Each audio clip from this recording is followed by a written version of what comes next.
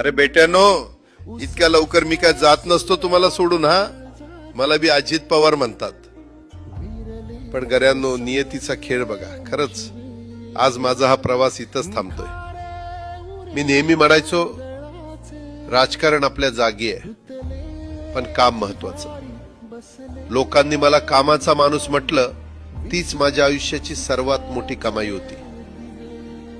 आज निरोप घेताना मन खूप जड आहे, पण एक समाधान आहे की शेवटच्या श्वासापर्यंत मी तुमच्यासाठीच धावत होतो.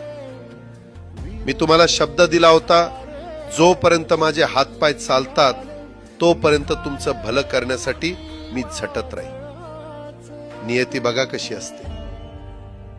आज माझ्या हक्काच्या बारामतीच्या मातीत तुमच्या सेवेसाठी येत असतानाच माझे हातपाय कायमचे विसावले.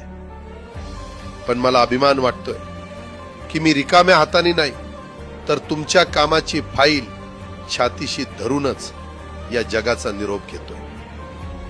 शेवटच्या क्षणीही माझ्या डोळ्यासमोर फक्त तुमचा चेहरा होता.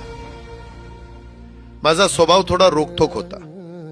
कधी कुणावर ओरडलो असेल, कुणाचं मन दुखावलं असेल, पण माझ्या त्या रागामागे फक्त एकच तडफड होती की माझ्या सामान्य माणसाचं काम झालं पाहिजे. सत्तेसाठी नाही, तर तुमच्या हक्कासाठी मी नेहमीच दादा म्हणून उभा राहिलो.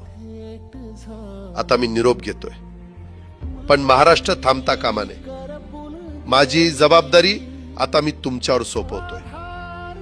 राजकारण करा, पण विकासाची गती थांबू देऊ नका. जाता जाता माझ्या शैलीत डोळे पुसून शेवटचं सांगतो, आता रडत बसू नका.